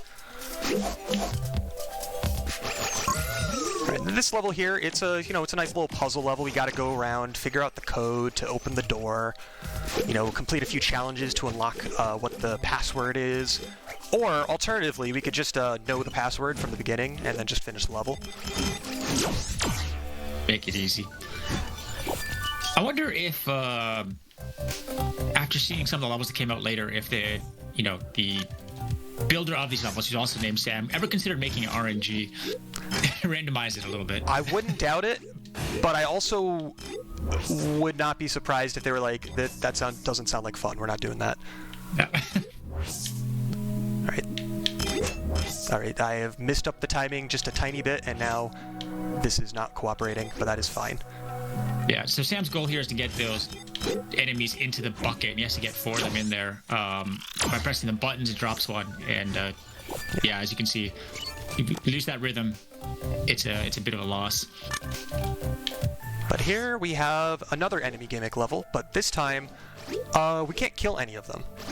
This level is filled with enemies. It gives you all of the different tools you might want or need to kill an enemy. But if you kill a single enemy at any point during this level, the level will just fill with spikes and instantly kill you.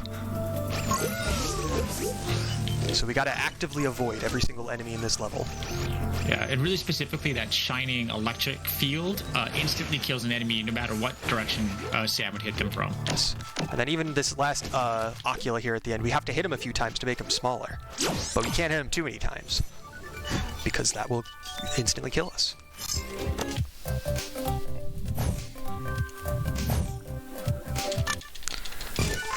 Alright. Now we get to some fun stuff. Yeah, we get the Ripcord power-up. It's a power-up that lets you boost with the jet, and you can also glide. And we've also got a couple really fun little skip in this level as well to take a look at using that.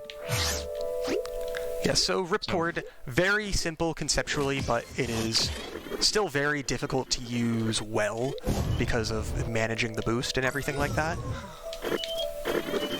But it allows for some fun stuff. Yeah, specifically you have to land to reset the boost or bounce off an enemy head to reset the boost. Yeah. Or use what's called a recycler, but we'll see that later. So basically, we need to land in order to get up here faster, so we just land next to a spike. That is called a pixel jump. And so basically, spike hazards are not a full tile, and so there's just a tiny little gap next to them that you could stand on, and we can just use that to refill our boost when we need it. Yeah, it's actually really surprising that that pixel jump isn't used more in the campaign for skips, because it just seems like such a, what's the word, innocuous opportunity. Yeah. Okay, and dang it. Sam's going for a big skip here. You saw him probably go down below and hit the bottom and crash. He tries that skip once every time to see if he can get it. It's a challenging skip, but it does save this whole up and down section that he's going through here. Yes, that is called Only Air Skip, named after the fact that the level's called Only Air. Basically, it saves about 10 seconds and it only loses you like 2 or 3 to attempt. So obviously you go for it every time. But basically, we mentioned how you can go off screen in any direction. That includes the bottom of the screen, but because of gravity, that's not exactly something you can utilize very often. But thankfully, that level had just given us the exact power-up that counteracts gravity. And so if you're just able to barely activate the boost at the perfect time, the boost will activate right when you go under the map and just go under that middle tile. But it'll happen before you actually hit the bottom of the screen and die. And so you're able to just barely squeak under that little partition in the middle and just skip most of the level. And it looks really cool when you're able to pull it off, but like I said, the timing on it is extremely tight. I get it maybe 20-30% of the time. Yeah, and I just want to congratulate you on getting through that last level there with all the rockets and fire cannons without messing it up, because I know that's a tricky one as well once you lose your rhythm. Yes, yeah, it's like if you have just ever so slightly wrong timing on that level, then good luck, because all of the obstacles will be in a different spot. It's like that's a level where if I mess it up, I will just restart the entire level rather than trying to save it, because it is faster at that point. And the next level coming up here, we got an introduction to a new type of bullet that can be shot at you. It's called a rocket. When it contacts something, it doesn't injure anything, but it makes a explosion that pushes G18 and other things. It blows up walls. So we've seen Sam use some boosts off of that in this level. Yes. This is the level I mentioned where if I can nail the ending, it's the best dunk in the campaign. I did not nail the ending, unfortunately. Because ideally I just launch off of that one rocket into the goal area and throw the package in front of me, but it is very difficult to get that precise placement. Yeah, it happened. It's a blink too. It's very it's very cool to see. So gonna have to invite Sam back for again. Because if you thought trying to hit like the corner of a one-tile bump was hard, try doing it on a moving missile. It is just a tad bit harder. Yeah, I always find this level a little funny because it's just such a, you have to almost do the level as intended, and it's just a very straightforward run through. Yeah, and like compared to some of the other levels where you're flying under the map and like doing pixel jumps and all that, and flying across the map with rockets and everything, it's just like, oh yeah, just hit the switch, run to the other side of the map, hit the other switch. Yeah, easy peasy. So in this level, Sam's going to be baiting the rocket cannons to either kill enemies for him or hit keys and knock around the keys to places he needs. So it's a very tricky level. Another one that, you know, getting out of sync is a big loss. I'd also recommend keep your eyes peeled for the post-dunk screen. It's the best one in the game. Yes, so this section right here is the reason why this level is infamous. It cooperated this time, but if those flapjacks just decide to start jumping over the rockets, the timing works out so that it'll jump it over those rockets like 8 times in a row before you actually finally hit them, and there's just nothing you can do about it. You just kind of have to hope and pray that they finally get hit. Yeah, I've seen Sam yell at that a few times. Yes. There we go. I love it. All the eyes of the rocket cannon staring at you. Yes. It's the kind of thing that would make a great reaction image for when you post an unpopular opinion. And now for the best named level in the game. Yes, Grand Theft Grotto. But yeah, you know, Sam, once again, Sam's going to be kind of going through this level pretty quickly. Although, on all the sections that Sam drops down, you'll notice that he's almost just ignoring the hazards and problems, because obviously he just has a pattern memorized for them anyways. There's eye switches that he just went through anyways, because he doesn't care about the consequences. And at the end here, you'll see a massive drop down through a fire cannon section.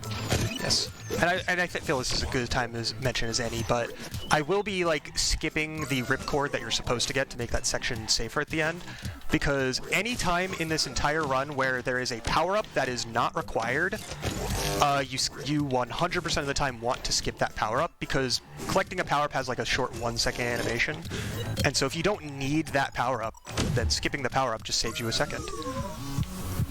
Yeah. The power-up animation's long enough that we've included it in troll levels as a time waster.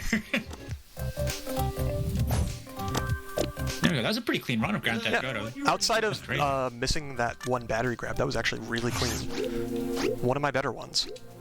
I love the name on that one. Yeah. Let me know when we have a minute for a donation. Go ahead and do it now before we go into the last stretch here. Cool. Well, we actually got a $25 donation from Quill and all the parents. That would be my mom and dad, with no comment.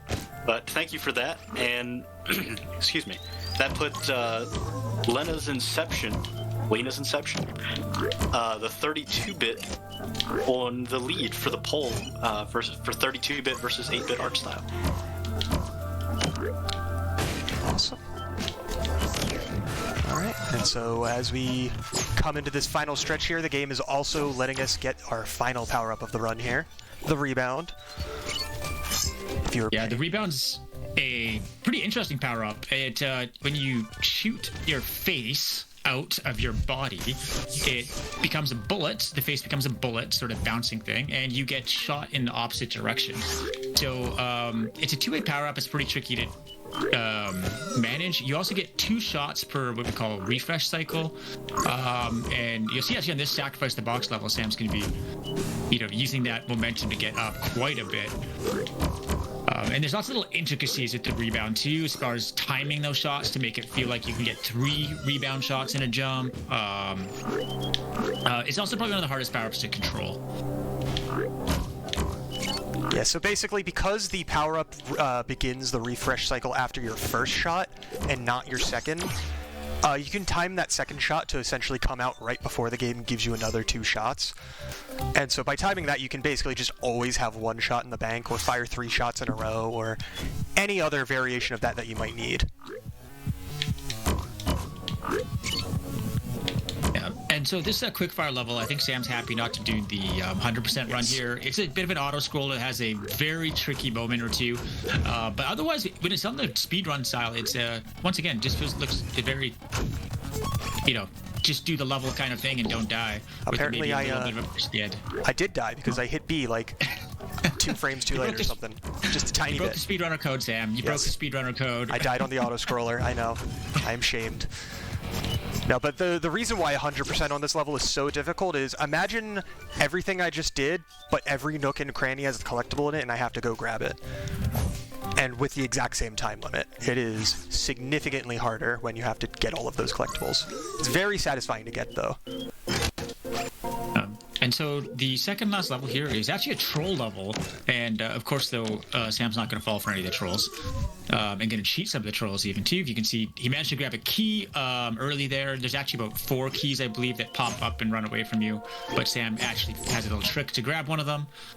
It looks like that blaster wasn't cooperating there. Yeah, so that getting to that blaster early requires specific timing, and if you go slightly too early, you will die.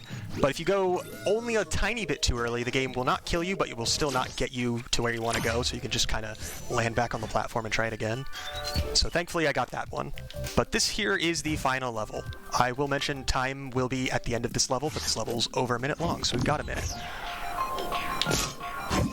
Yeah, and this is the only banned strategy in the game, and on that opening sequence there's a way to actually get through that rift that would bring you directly to the goal with the package. That's a banned strategy. It's just way too specific, and it's really not fun to watch as the finale to a run.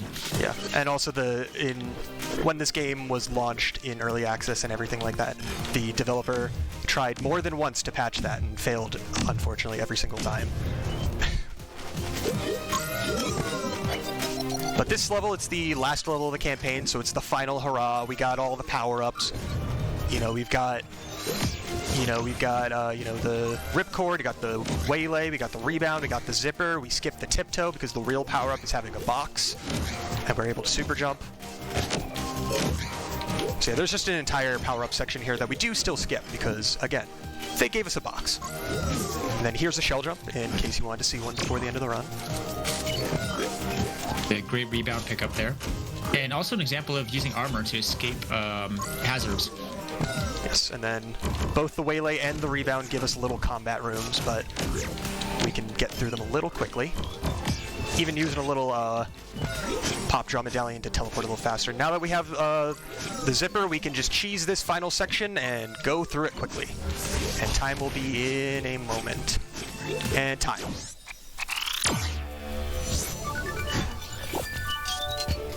So yeah, that last section, you're supposed to collect like 5 power-ups, so we skip a lot of animations. Yeah, GG, Sam.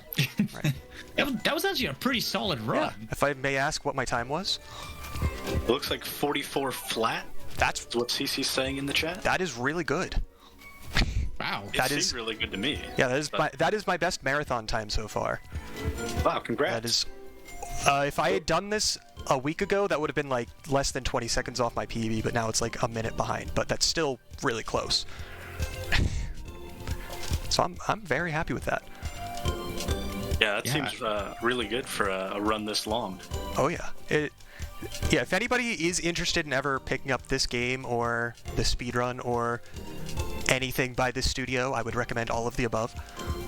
This game is Levelhead. It is available on almost every platform. It's on Xbox, not PlayStation specifically, unfortunately, but Xbox, Switch, PC. It's on mobile, Android, iOS.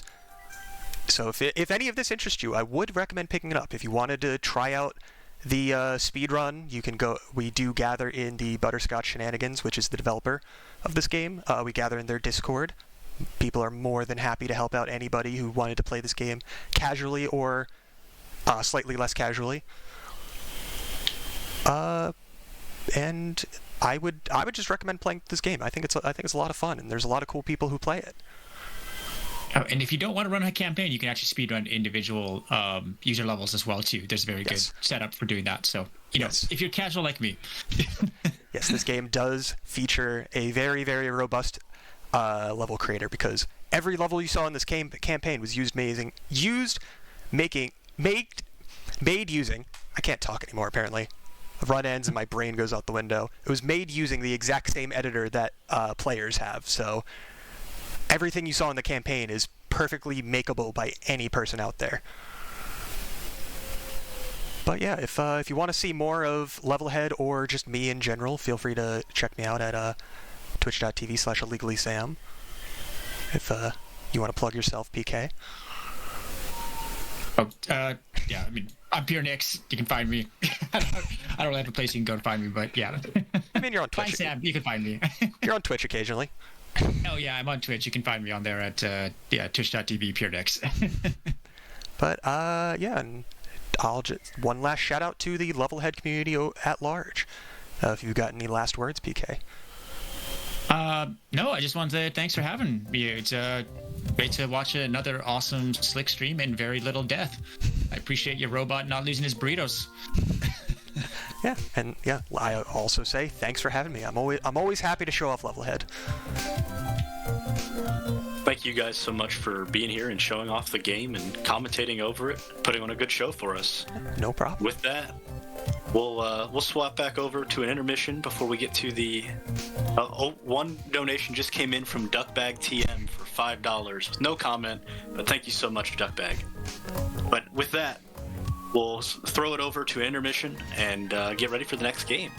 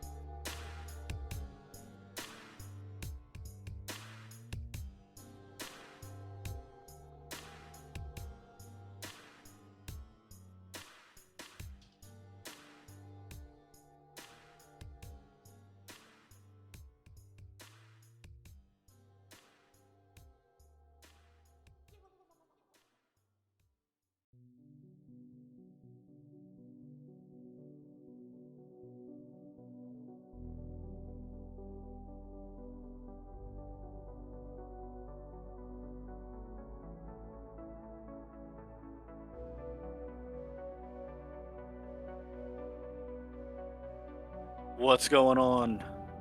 I was in the green room setting up for the next run, making sure that everybody was sounding okay. It sounds like Dayman is ready to cook. No spoilers. I got a little bit of a preview about what's about to happen. But I love that we just have this listed as the Dayman show, and we just let Dayman do whatever we want. That's how much of an influence Dayman has on this marathon. He just comes in, he's like, well, let me fill about an hour. What are you gonna do? I don't know. I'll do something. And we just let him do it.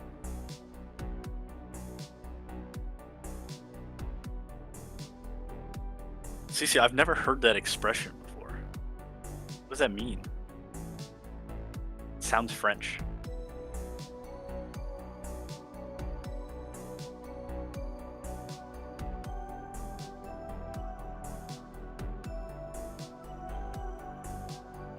And while we're waiting on getting to that next run, it's like a blank check. Okay. While we're waiting on getting to that next run, a little update on our incentives. We're at just under $100 towards Ravenlock Pet and Dress the Dog out of 250. So hopefully we can hit that soon. And then for the polls, Lena's Inception choosing the art style is extremely close. Right now, 8-bit is in the lead at $34. 32-bit is in second place out of two things, so right behind it at $32.77. So if you want to donate just over $1, you can put 32-bit in the lead. And then even closer is Curse Crackers choosing the character, where both Belle and Bonnie are at $5 each.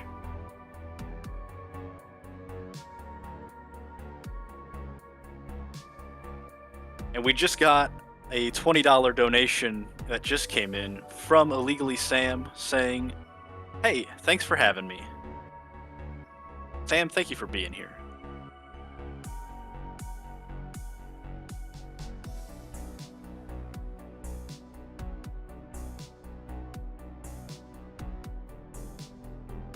I always love the level head run.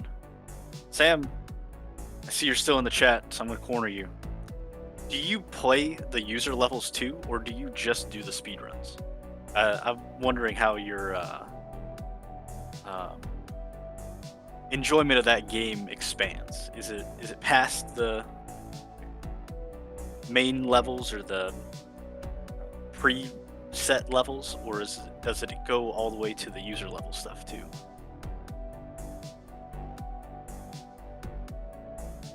Gotcha. That's really cool. I gotta check that out. Sam made levels? Alright, next marathon, I say Sam submits. I don't have any power here, but CJ can approve this. Sam, I think you should submit doing your own levels, just to like show that off. Show like some of the what user made levels could be. Yeah, that could be a great bonus incentive. A year after starting playing. Cool.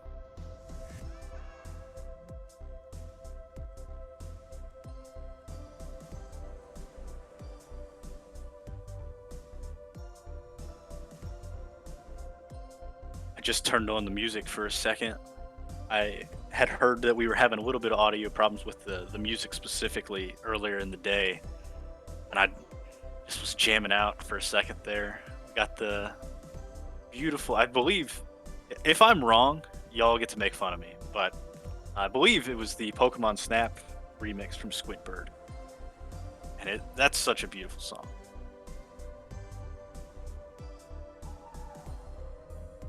Sweet. I avoid the pitchforks and torches today.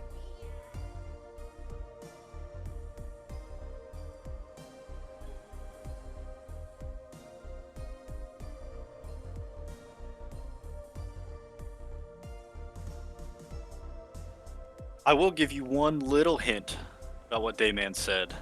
Dayman did tell me that he's going to try to take money from all of you for the charity. So, I guess that's not too much of a spoiler. But he has a specific plan.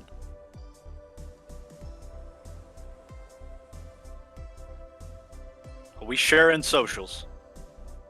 Got the YouTube. You know me, I was just sitting there on the YouTubes.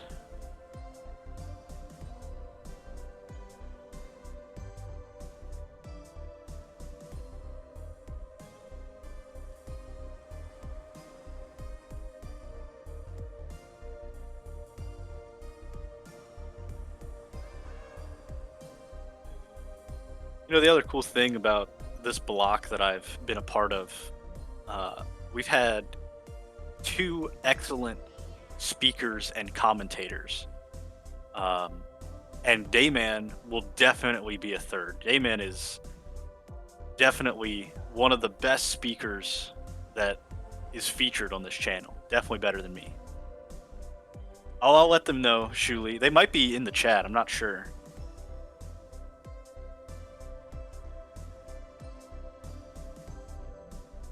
They had church today, but usually they get home around 1 to 1:30. It's 2 o'clock now.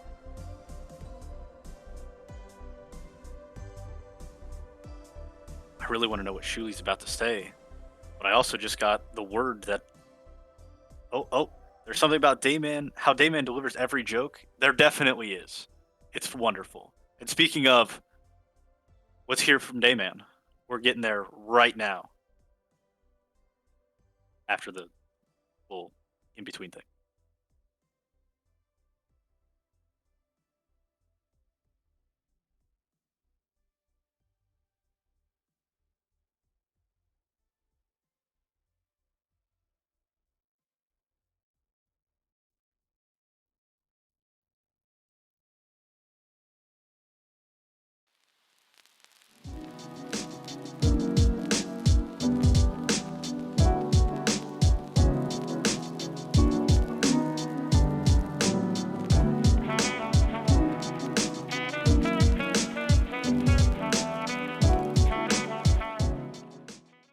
أنت ربي في عندك أنت حاولت على هاي شباتي قد معاني هاي أري والهن أري وحاب بابسي إمرضو كلول إيو أبار نلقو أنا مكا ساس بالسو كورني أوي حنوستي حنون باقول عشون منتك هاي ونكسو قادة استبالكي كنتي